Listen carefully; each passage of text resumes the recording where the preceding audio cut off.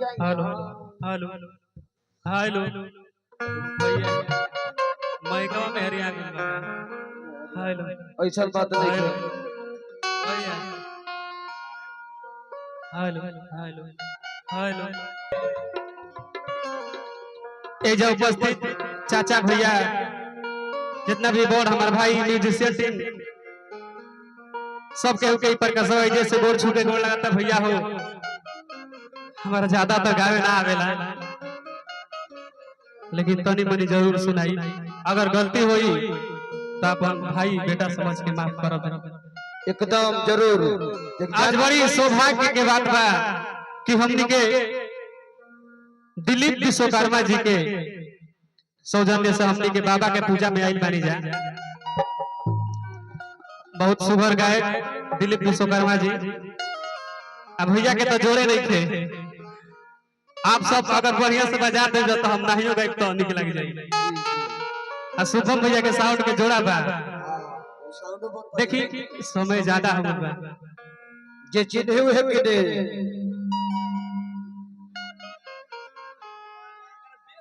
इस sound पर हम बहुत बार गा चुकल बानी बैरी से लेके तियारा उनी जलहारा बक्सर तक भैया के साउंड छोड़ले बानी। देखी समय तो ज्यादा हो गइल बा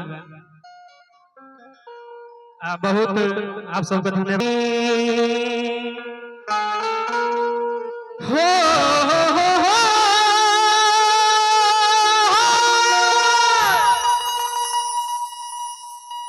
हो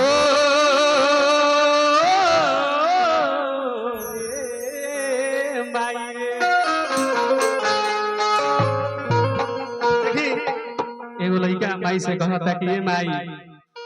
बताओ तू अपना सेवकन के महल में दिहलू आज अपने जंगल में बारू है माई भक्त कैसे कहता हरे की जमाना बोले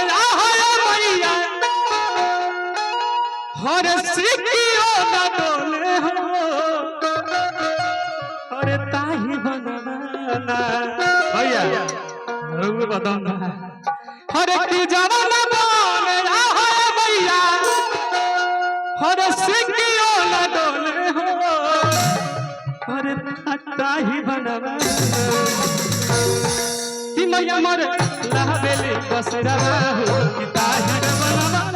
कि मैया मोर लहबेली बसरा हो ताही बनवाना जमाना बोले मैया जमाना बोले मैया सिकियो न डोले हो ताही बनवाना कि मैया मोर लहबेली बसरा हो ताही बनवाना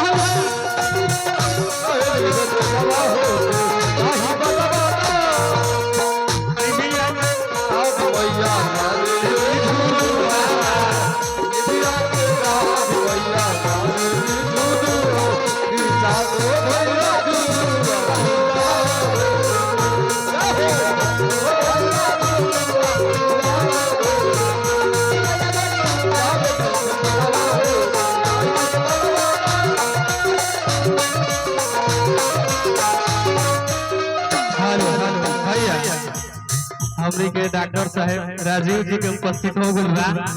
भैया के प्रणाम बा कहे के भाव बा भक्त का कहत भैया हो माई जय करिया से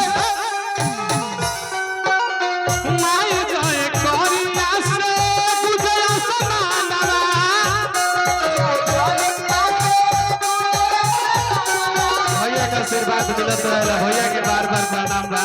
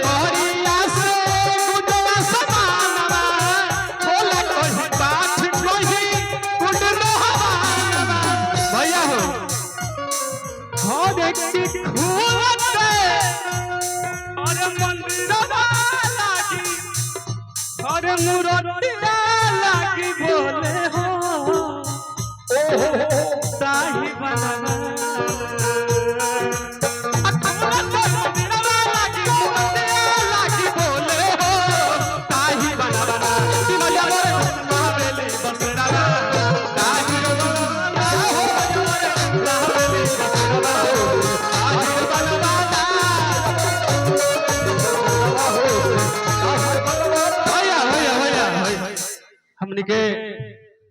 भाभी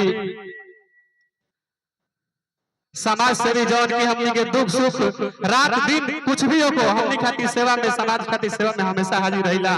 लक्ष्मण विधायक जी भैया के बहुत रुपया के पुरस्कार भैया के बार बार प्रणाम बा कहे के बा